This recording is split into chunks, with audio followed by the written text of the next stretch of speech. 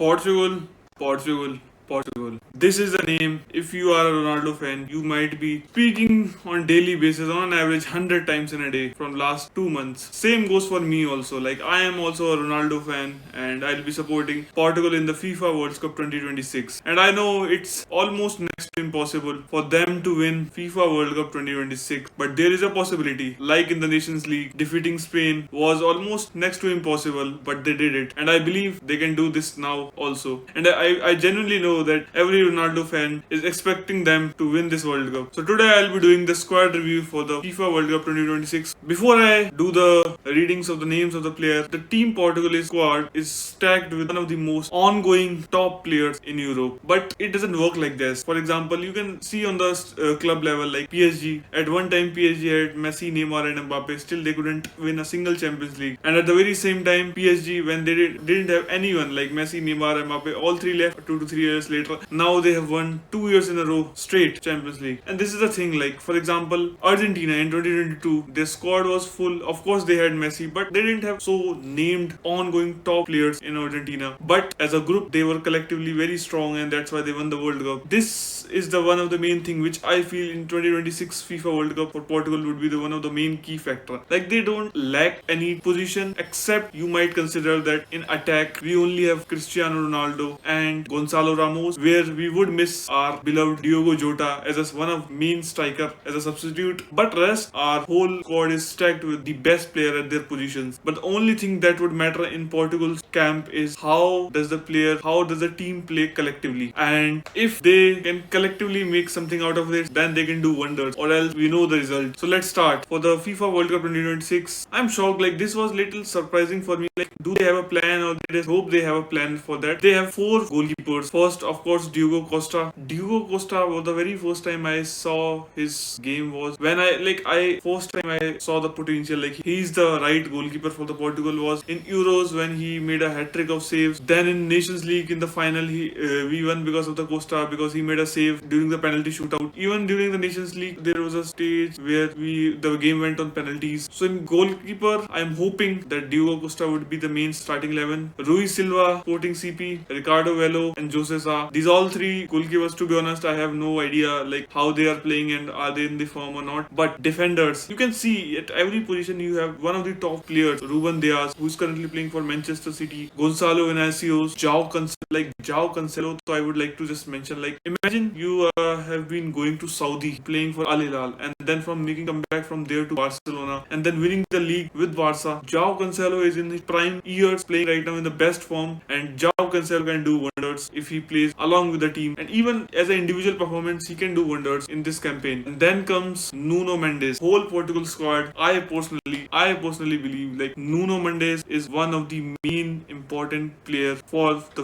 FIFA World Cup 2026. Like imagine if you have seen the Nations League final, you saw his performance, and in the Champions League also, recently they won the Champions League with PSG. Nuno Mendes is one of that key player that he plays as a fullback, but he can at the very same time plays as a winger and passes the cross. Like I was going through the Nations League stats and I saw that Nuno Mendes has almost 7 to 8 assists to Cristiano Ronaldo, and I genuinely feel that Nuno Mendes is one of the main key factor in the Portugal squad. If he plays with the team and shows his potential, then Portugal can make it to the final and even win with Nuno Mendes. Diego Dalot, of course, a good player. Nelson Semedo, today in the morning also I was watching the second friendly of Portugal versus Nigeria. Nelson Semedo was playing good. Like I haven't seen much of his game, but I feel that he can also be considered as a starting 11. Renato Vega, good defender. Then we comes midfielders. Of course, one of the best midfielders in the world right now, Vitinha and João Neves and Bruno Fernandes. Bruno Fernandes, who recently broke Premier League's assist record with Manchester United, and I genuinely feel that Vitinha, João Neves, Bruno Fernandes, these 3 are the key players in the midfield. Like Portugal has to have a most possession, then these 3 key players would be very important in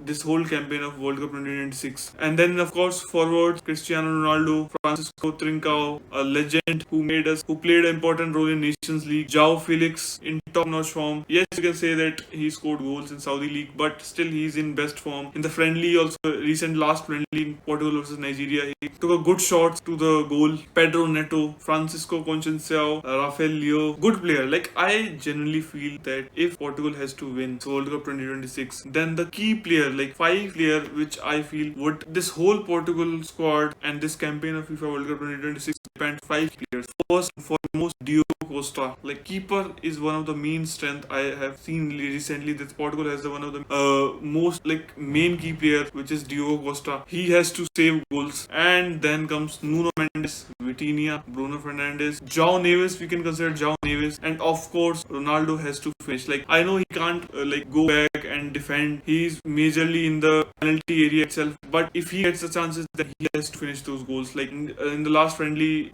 which I was in the morning watching, he missed quite a few chances which could have been goal, and he has to finish. They have to make it through. So basically, what I would say during this whole squad, that every position in Portugal squad is stacked with top players currently playing in Europe right now, except maybe you can consider that during the in attack we have quite less options, like Gonçalo Ramos, and Ronaldo is also not in his prime years, so we can consider that can be a little negative aspect. But Portugal as a overall has a really high potential of winning the World Cup. I genuinely believe that play collectively with the same mindset throughout the campaign. And as I mentioned earlier, that Vitinha, Bruno Fernandes, Nuno Mendes, Diogo Costa, these 4-5 players would be playing the very key role how Portugal advances. And I was also saying, like, Portugal winning the World Cup is also like very rare chance. In the quarterfinals they can face Argentina, and then in semi-finals they might face Brazil or France, and then in final they might face Spain. So this is, like, I would say, if Ronaldo has to win the World Cup, then this is the best path. Like, this would be iconic, legendary if Portugal can make and win the World Cup. So yeah, this was the squad review. This was my very first time in my life giving any squad review of any team. So yeah, that's it, and bye.